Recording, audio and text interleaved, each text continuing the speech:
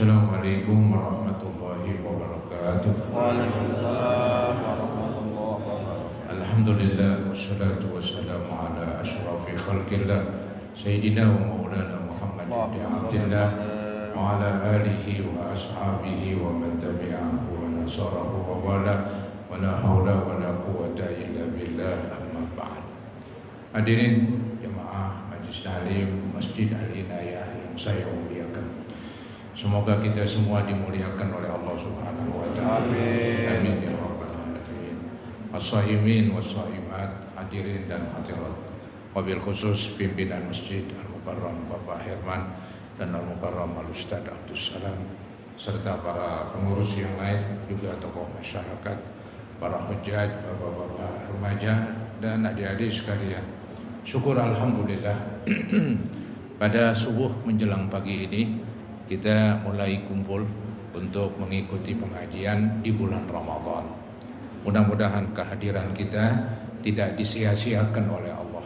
Semoga dibalas dengan balasan pahala yang sebesar-besarnya. Semoga ibadah puasa yang sedang kita jalankan dikabul, diterima oleh Allah Subhanahu wa taala, dan semoga Allah berkenan mengampuni kekurangan dan dosa-dosa kita, dan semoga terus Allah bukakan pintu ilmu yang seluas-luasnya.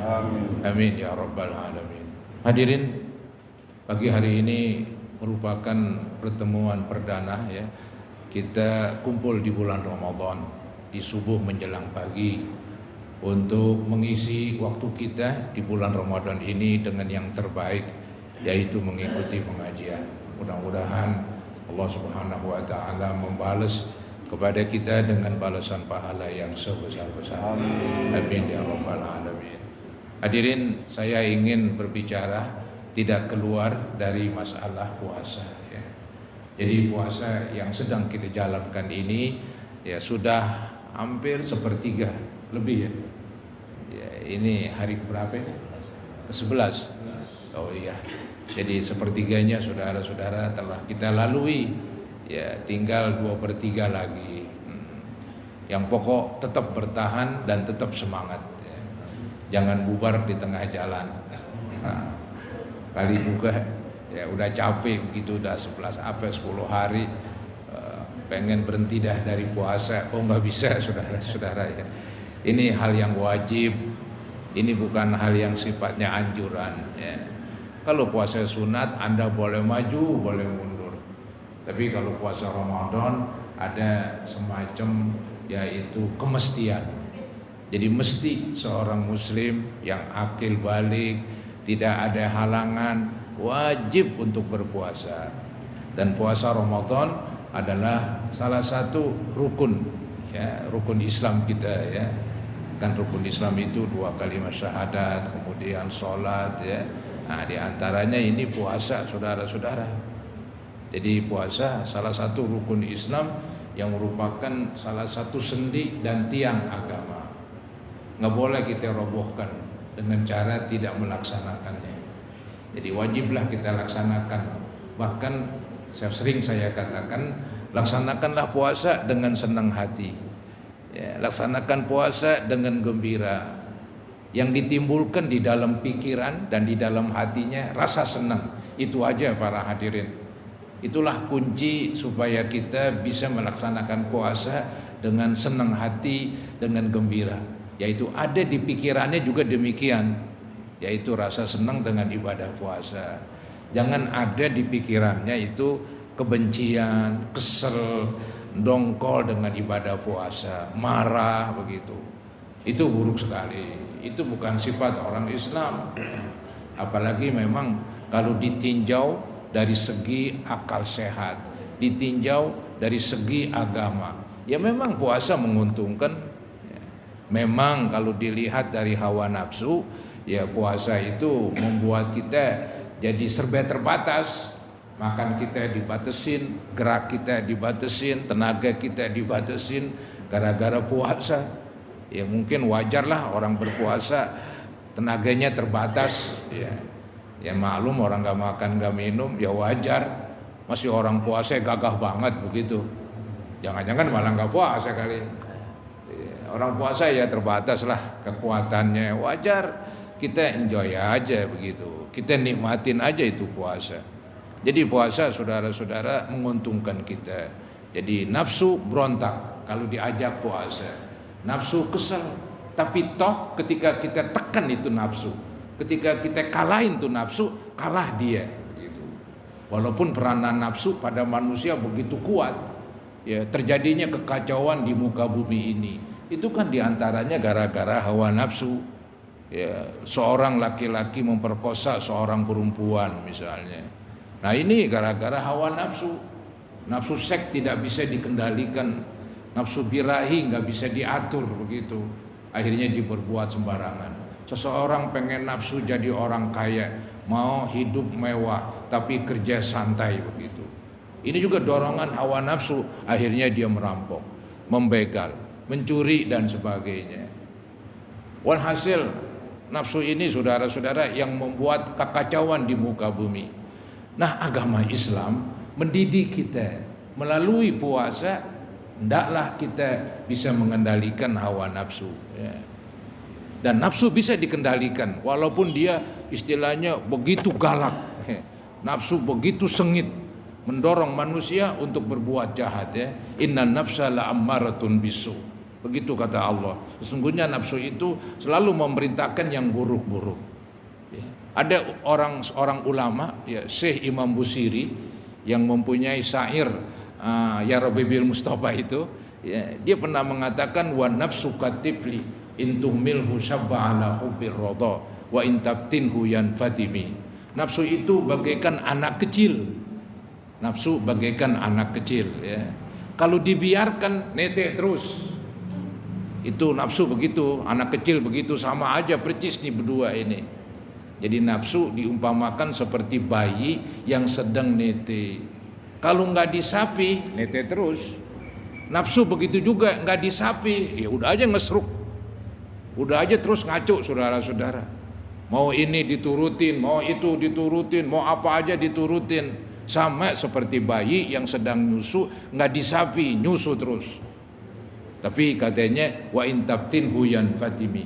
Bila mana tuh bayi yang sedang nyusu disapi, dia akan kena juga disapi. Walaupun ada walaupunnya nih, walaupun dia berontak, walaupun dia nangis, walaupun dijengker, walaupun bermacam-macam aksi yang dikerjakan oleh bayi lantaran nggak dikasih nete. Ya.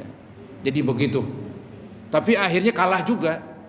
Buktinya ya maaf ya, seorang ibu ketika menyusui bayinya kemudian udah sampai waktu untuk disapi, ya disapi berhari-hari, kadang-kadang ada yang gagal, akhirnya netein lagi, iya diapain macam-macam lah, pokoknya diakalin saudara-saudara begitu. Tapi akhirnya itu nafsu kalah juga, itu bayi nyerah juga akhirnya, disapi dah begitu. Nah nafsu pada diri kita begitu. Kalau kita nggak sapi ya kacau saudara-saudara. Ya, nafsu maunya gagaras terus, makan terus begitu. Ya, ogah puasa diturutin, ya benar-benar makan melulu begitu. Tapi kan jadi akibatnya dosa. Coba kita paksa, mesti puasa, puasa dia, nunduk dia, nyerah tuh nafsu saudara-saudara. Ya. Jadi nafsu ingin, maaf ya, misalnya ingin berbuat berzina, ya memperkosa, ya ditahan bisa, diulur ya terus-terusan aja, terus-terusan para hadirin. Ya, jadi ada istilah maaf ini, apabila seseorang sudah pernah berzina, disulit untuk berhenti, sulit untuk berhenti. Kayak bayi udah nyusu ya nyusu terus, kecuali disapi dengan paksa. Ya, jadi susah saudara-saudara. Ya berhentinya dia harus menikah, punya istri, begitu. Dipaksa lagi. Kadang-kadang kalau nggak dipaksa, walaupun udah punya istri juga emang ngikutin nafsunya, ingin berzina terus. Jadi inilah nafsu. Nah di dalam bulan puasa, saudara-saudara, nafsu itulah yang Allah yaitu atur. Ya. Mulai nafsu makan, nafsu minum. Kita kan biasa makan dan minum. Nah ini di bulan puasa dikendalikan. Sebetulnya nggak dimatikan itu hawa nafsu. Inilah agama Islam, agama yang sesuai dengan fitrah manusia. Manusia ada fitrahnya begitu, ada bawaan hidup begitu, emang dari sononya. Manusia ya makan, minum, memang itu biasa para hadirin. Bayi itu nggak pakai diajarin untuk minum, untuk nyusu. Bayi nggak pakai diajarin, begitu. Dia bawaannya nyusu aja. Hewan semuanya itu yang bayi nggak pakai diajarin. Dia minta makan, bang udah bawaan makan dan minum. Nah, agama Islam tidak melenyapkan hawa nafsu. Agama Islam tidak mematikan hawa nafsu, tetapi mengaturnya. Maka di dalam bulan puasa diatur tuh dah. Ya, mulai dari subuh hampir maghrib nggak makan nggak minum, begitu. Tapi ntar maghrib disuruh makan. Kulu wasrobu begitu. Hatta yatabayyana lakumul khaitul abyadu minal khaitil aswadi minal fajar. Silakan makan, silakan minum sampai malam, terus sampai datang subuh. Datang subuh, berhentilah makan dan minum. Jadi ini menggambarkan bahwa agama Islam tidak melenyapkan hawa nafsu, tapi dia hanya menyuruh kendalikan. Begitu juga nafsu seks. Emang ada manusia tuh nafsu seksnya. Ya, ketika dia balik aja timbul nafsu seks. Ya mungkin bayi belum. Ya, anak kecil belum timbul, ketika dia balik, itu ada, nggak bisa dihilangkan itu. Ya, nafsu birahi itu memang ada dari sononya, itu sudah naluri dan sudah merupakan bawaan manusia. Ya. Nah, di dalam punya ini seseorang nafsu seks, bukan dilepas tuh nafsunya, diatur dengan cara nikahlah begitu, bukan bercampur tanpa menikah. Jadi nggak dimatikan nafsu seks manusia. Maka hukum kebiri, ya kenal kebiri. Ada hewan dikebiri. Kalau hewan dikebiri nggak apa-apa, karena memang seluruh hewan diperuntukkan buat manusia. Manusia punya cara dengan dikebiri tuh hewan, dagingnya bikin cakep. Ya, nggak apa-apa lah hewan dikebiri, saudara-saudara ya, karena dia lebih tunduk kepada manusia, gitu. Emang diserahkan oleh Allah. Yang penting kan nggak menyakiti. Seperti katanya dikebirinya pada waktu masih kecil tuh kambing, yang udah gede itu menyiksa katanya masih kecil, kayak orang disunat masih kecil, ya, dikebiri begitu. Tapi kalau orang dikebiri nggak boleh, saudara-saudara, nggak boleh dikebiri. Soalnya kalau dikebiri udah stop namanya, menghilangkan nafsu, ya, itu hukumnya haram. Islam nggak mengenal kebiri. Islam hanya mengendalikan. Jadi nafsu yang ada dikendalikan dengan melalui pernikahan. Orang punya nafsu apa ini? Pengen punya harta. Itu enggak siapa, enggak aneh, enggak inti, sama itu senang aja sama duit begitu. Iya, orang gila dikasih duit mau. Kasih nasi sebungkus dia ogah. Iya, orang gila dikasih nasi sebungkus dia godek aja dia. Kasih duit 10.000 ceban. Diambil saudara-saudara. Jadi orang yang enggak waras senang sama duit, apalagi yang waras begitu. Nah, Islam memerintahkan kendalikan keinginan punya harta.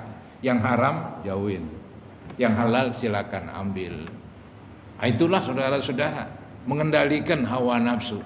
Ya, apa aja tuh dah, pokoknya nih Islam keren banget.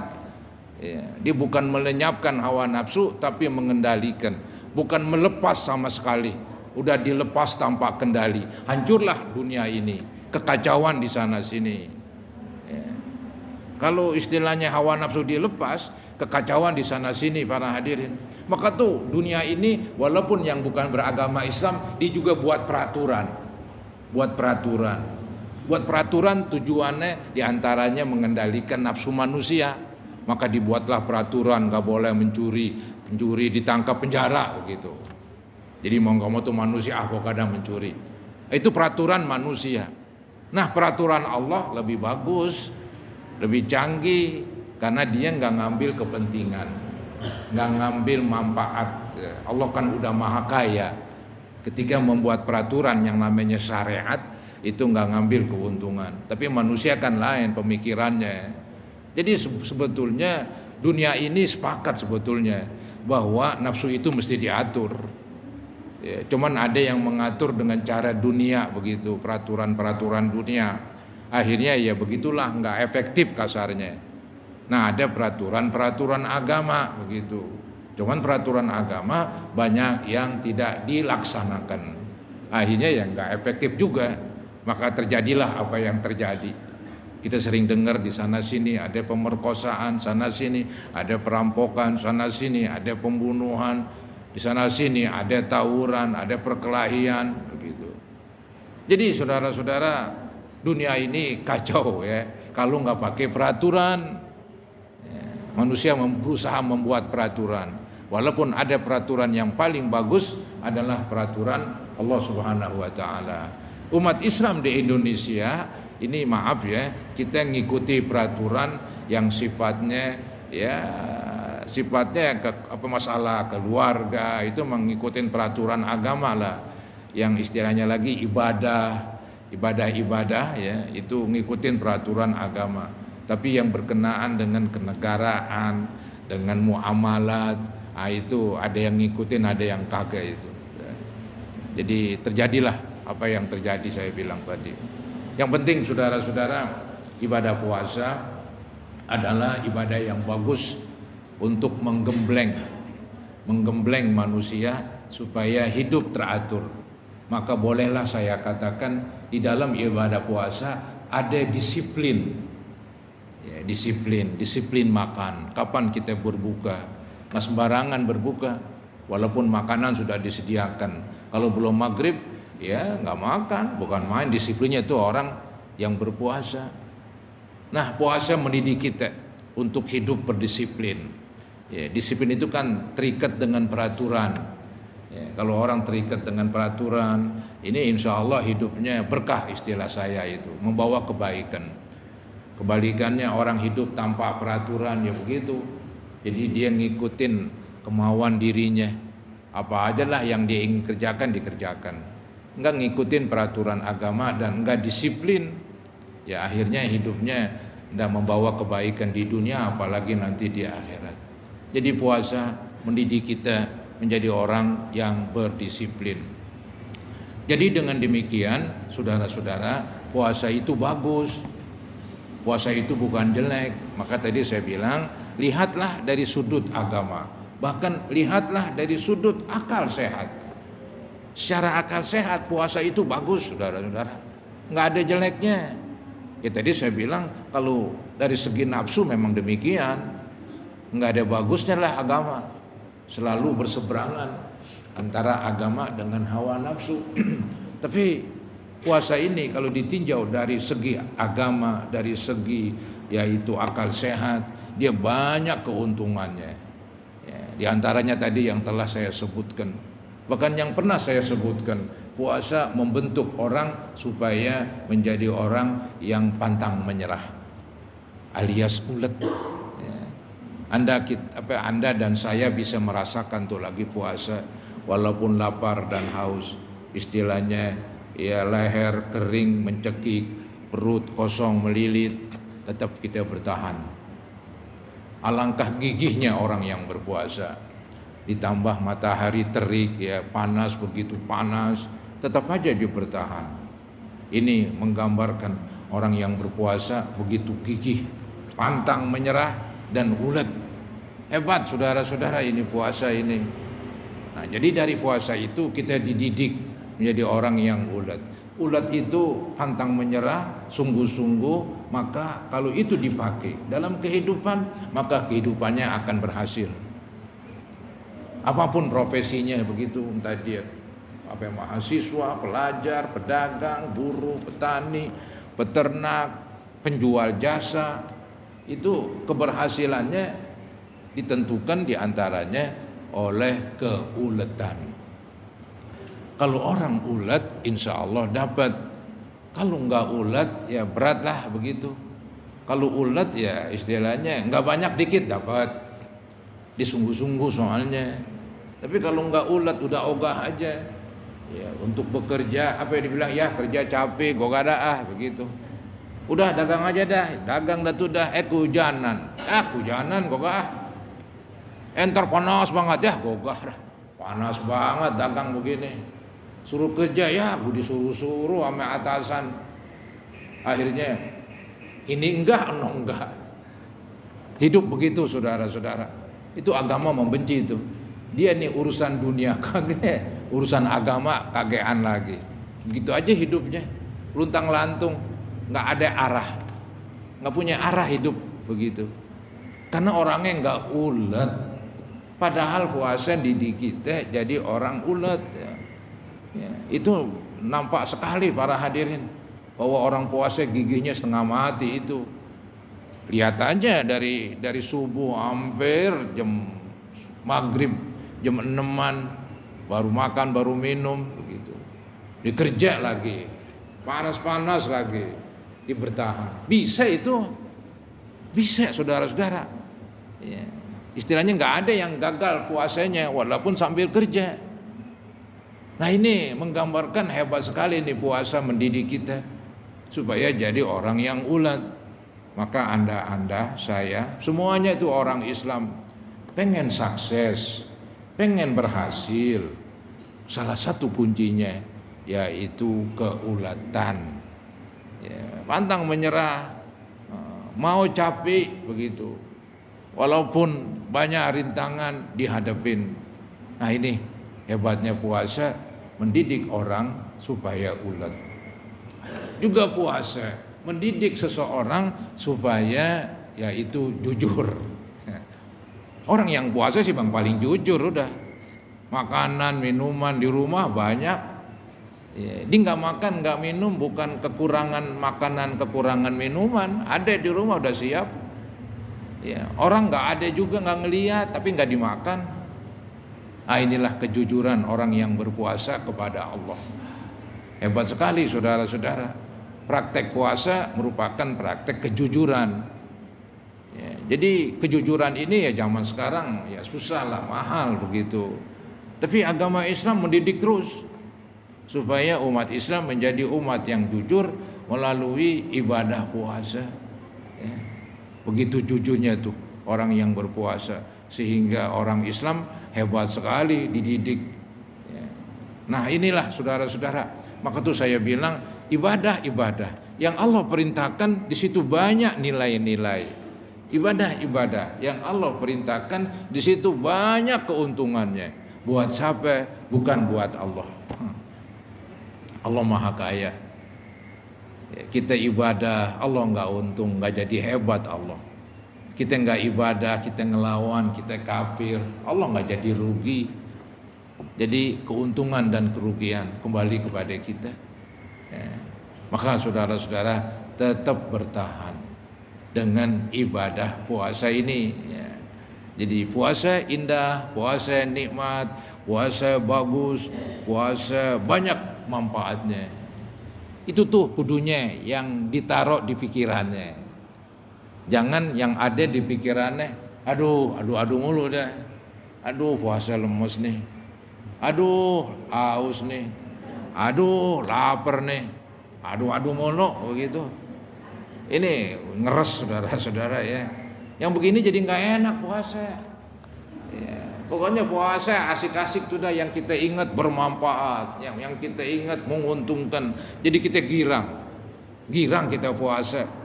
Maka kalau perlu kita senyum, nggak ada yang merengut lagi puasa. Begitu, untuk menunjukkan kita senang dengan ibadah puasa. Nggak ada tuh ucapan dari mulut kita yang jelek-jelek. Seandainya ada di pikiran kita redam, kita pendem, yang kita keluarin. Oh puasa menguntungkan. Itu yang bilang puasa rugi itu adalah hawa nafsu. Itu adalah setan. Justru agama dan akal sehat mengatakan puasa bermanfaat, puasa menguntungkan. Ya, menguntungkan yang tadi itu saya terangkan, menguntungkan mental, rohani kita. Jadi mental kita ditempa, mental kita dididik begitu. Maka bolehlah ini puasa digambarkan universitas menggembleng para mahasiswanya, baik menggembleng jasmaninya, menggembleng rohaninya begitu, luar dalam. Mentalnya tadi itu, kalau jasmaninya ya insya Allah dengan berpuasa ini mudah-mudahan makin sehat saudara-saudara. Yang udah sehat makin sehat begitu. Yang istilahnya sakit ya mudah-mudahan bisa sembuh. Bolehlah kita sebut puasa salah satu terapi, cara pengobatan. Cara pengobatan. Apalagi memang dilihat dari segi kenyataan, ya itu kalau kita makan gegaras terus sama aja kita menyimpan yaitu penyakit di dalam perut. Ini yang disebut al-maidatu baituda. Ini yang mengucapkan tabib orang Arab zaman dulu katanya. Dibilang perut sarang penyakit. Bahasanya serem nih pakai sarang. Sarang penyamun. Sarang penyakit saudara-saudara perut. Itu memang nyata lah. Ya. Dari gara-gara perut sakit semua melebar, mata nggak enak, tangan, kaki semuanya ikut-ikut sakit. Tuh, gara-gara perut. Ya. Jadi menjalar kemana-mana. Emang dari perut itulah melebar penyakit. Ya. Karena kebanyakan makan, akibatnya timbul kolesterol katanya. Ada lagi trigliserid. Repot itu emang. Ya. Kata Dokter Nasruddin, dokter spesialis mata ngobrol sama saya, dibilang Pak Ustadz itu trigliserid katanya yang biang-biangnya katanya adalah karbohidrat itu, dari karbohidrat yaitu dari nasi, terigu begitu. Kalau pengen kurang trigliseridnya, ini trigliserid saudara kayak kolesterol nih. Ini Yasin ngerti dah, saya nggak ngerti begitu. Jadi dia bisa menyumbat, ya, menyumbat pembuluh darah. Itu yang bisa menimbulkan stroke. Ya, itu yang banyak menimbulkan stroke. Jadi memang repot ini. Ya, karena kolesterol, trigliserid itu kalau kita lihat lagi di Google, saya baca di Google, cari-cari begitu, apa ini penyebab trigliserid ini? Di antaranya manis-manisan, ya, gula. Pernah memang saya praktekin begitu. Selama bulan puasa enggak nyahi. Bulan puasa, kalau bulan lain enggak sanggup kali ya. Emang lucu puasa ini para hadirin, saya anggap lucu juga nih puasa. Orang biasa ngerokok disuruh berhenti ngerokok sebulan diogah. Tapi kalau bulan puasa bisa dia. Aneh ya. Itulah kekuatan, ya, kekuatan yang ajaib dari puasa. Ya. Jadi kalau kita makan banyak nasi, makan terigu, gula manis-manis itu timbul itu, merusak darah itu. Ya, jadi banyak sampahnya. Ibarat got tadi airnya lancar, gara-gara ada sampahnya ya nggak lancar gotnya dah. Darahnya nggak lancar, stroke aja udah akhirnya. Artinya belum tua udah stroke para hadirin. Ini kan yang maaf ya. Ya bukan kita sayangkan, kita sih siapa yang mau sih. Kita tua kayak kita muda kayak kita ogah stroke. Kita masih demen jalan ke sono kemari. Itu memang repot para hadirin. Maka kata Dr. Nasruddin repot ini. Repotnya apa? Kudunya makan nasinya dikurangin. Bagaimana bisa katanya? Dibilang begitu. Nggak makan nasi repot. Makan nasi kurangin. Ya mungkin istilahnya jangan berlebihan lah. Makan perlu. Nggak makan mati kita. Quran sendiri menyuruh kulu wasrobu, silakan makan, silakan minum. Paling wala tusrifu, jangan berlebihan. Jadi makanlah, makan daging kambing, makan kan begitu ya. Ya Allah ciptakan segala sesuatu di muka bumi untuk manusia. Makan para hadirin ya. Tapi yang pantang-pantang, jangan belagu begitu kan. Ini yang disuruh pantang nggak pantang saudara-saudara. Ya. Ada pernah seseorang dipakai dalil tauhid itu. Dalil tauhid itu ada di dalam kitab Sifat 20 itu. La ta'thira li syai'in minal kainati bi quwwati. La ta'thira li syai'in minal kainati bi tabai. Artinya tidak memberi bekas. Itu memberi bekas bahasa orang dulu. Tidak berpengaruh begitu. Sesuatu dengan tabiatnya, sesuatu dengan kekuatannya. Jadi nasi apapun tidak memberikan kekuatan, tidak berpengaruh maksudnya kepada manusia. Jadi yang memberi pengaruh Allah. Itu memang begitu secara keyakinan. Tapi kan nyatanya Allah ini ciptakan dunia selalu diikat antara sabab dengan musabab. Allah menciptakan bumi ini mengikat antara sebab dan musabab, antara sebab dan akibat begitu. Jadi sebab akibat begitu kuat, walaupun Allah yang menentukan. Nah ini saudara-saudara kita harus hormati juga, ya, harus hormati juga. Jadi ini apaan nih makanan? Padahal dia punya penyakit, makan terus Kenapa makan terus? Tidak berpengaruh ini makanan membawa penyakit. Tidak berpengaruh ini makanan menimbulkan ini dan itu. Yang berpengaruh hanya Allah. Makan terus, akhirnya ya tewas. Yang pernah saya bilang ada seseorang, dia udah sakit gula begitu, konon lagi di opname, iya, pengen makan nasi kembuli. Kata keluarganya jangan, kan lagi sakit, lagi di opname, lagi direndahkan darahnya nih, gula darahnya. Apa dia bilang? Gue makan mati, gue nggak makan mati, mendingan gue makan. Dimakan dah, mati bener-bener. Itu ngelawan, saudara-saudara, nggak bisa juga kita begitu. Jadi kita berusaha untuk menghindar sebab yang buruk, ya, menghindar dari sebab yang buruk dan berusaha melaksanakan sebab yang baik. Walaupun di atas sebab itu ada penciptaan sebab, pencipta sebab adalah Allah Subhanahu wa taala. Yang menciptakan sebab itu Allah begitu. Jadi Allah yang menentukan. Maka tuh ada mukjizat seperti Nabi Ibrahim diceburin ke dalam tabunan. Enggak kepanasan dia, enggak kebakar. Secara akal setiap api membakar. Nah, disinilah sebab enggak berfungsi. Api itu menyebabkan sesuatu terbakar. Tapi Nabi Ibrahim nyemplung di tabunan, dilemparin begitu katanya. Maka dia enggak kebakar. Padahal api itu punya sifat membakar. Jadi di atas api ada yang lebih hebat yang menciptakan api, Allah Subhanahu wa taala. Jadi nggak mesti terjadi itu. Sebab akibat nggak mesti terjadi. Cuman biasanya ada sebab, ada biasanya para hadirin. Nah, orang Islam menghormati semuanya. Menghormati keyakinannya. Allah yang menentukan segala-galanya. Orang Islam juga menghormati sebab akibat, maka dia berusaha, diingin sehat, diingin umur panjang. Nah, walaupun umur Allah yang nentuin, kita nggak tahu itu apakah umur kita panjang apa pendek, kita nggak tahu, maka kita usahain, kita sababin begitu. Sabab itu kata orang dulu kuat, sabab kuat. Ya.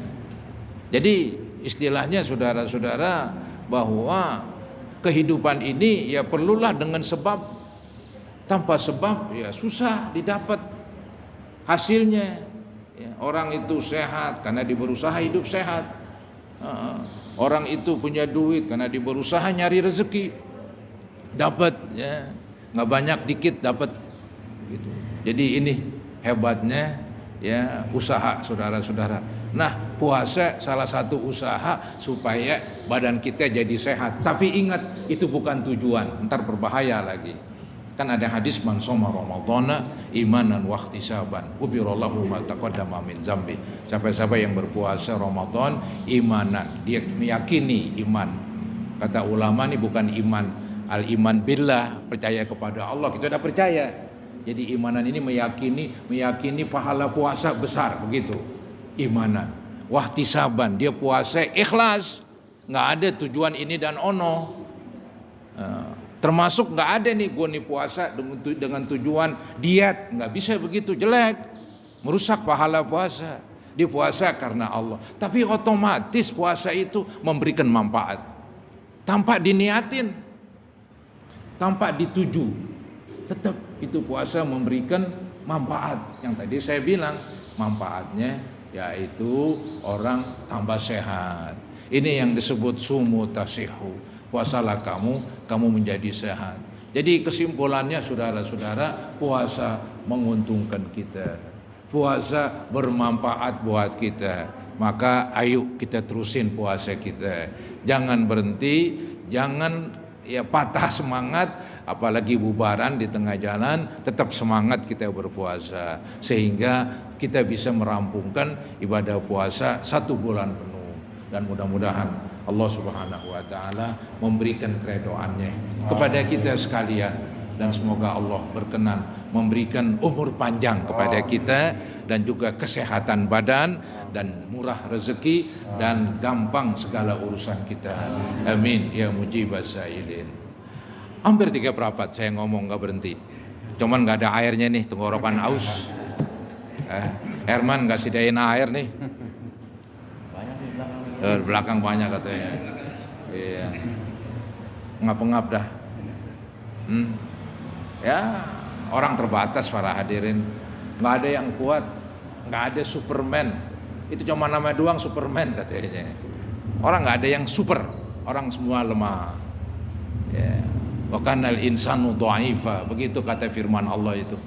Adalah manusia lemah. Kita ini lemah, terbatas. Maka kita selalu bergantung kepada Allah di samping berusaha.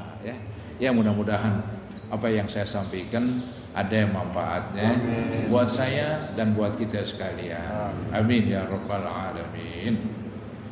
Ada pertanyaan enggak? Apa ada pertanyaan yang ganjal atau bagaimana?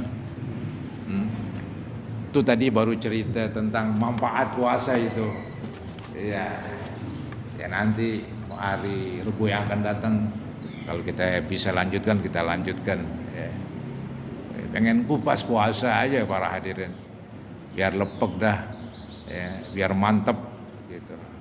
Baiklah, mari kita sudahi, kita akhiri dengan doa. Kita mohon yang sedang sakit, yang sedang diopname, mudah-mudahan Allah berikan yang terbaik. Amin. Ya, dan semoga Allah berikan kesabaran dan diberikan ketabahan. Dan mudah-mudahan ya bisa cepat sembuh, kembali sehat sedia kala.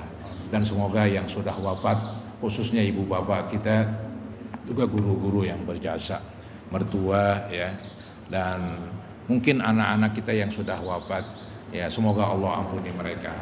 Istri-istri kita juga demikian, semoga Allah ampuni mereka dan semoga Allah ampuni kita sekalian. Al-Fatihah ala ma nawaina wa ila hadratin Nabi Rasulullah sallallahu alaihi wasallam. Al-Fatihah. A'udzubillahi minasyaitonir rajim. Bismillahirrahmanirrahim. Alhamdulillahi rabbil alamin. Maliki yaumiddin. Iyyaka na'budu wa iyyaka nasta'in. Shiratal ladzina an'amta 'alaihim ghairil maghdubi 'alaihim.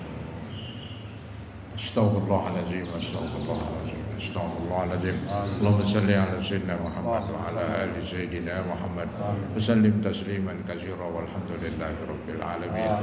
Allahumma aftah lana wa li abnaina wa banatina wa zawjatina futuhal arifin wa faqihna wa iyyahum bid-din. Allahumma ya fariqal furqan wa munzilal Qur'an bil hikmati wal bayan.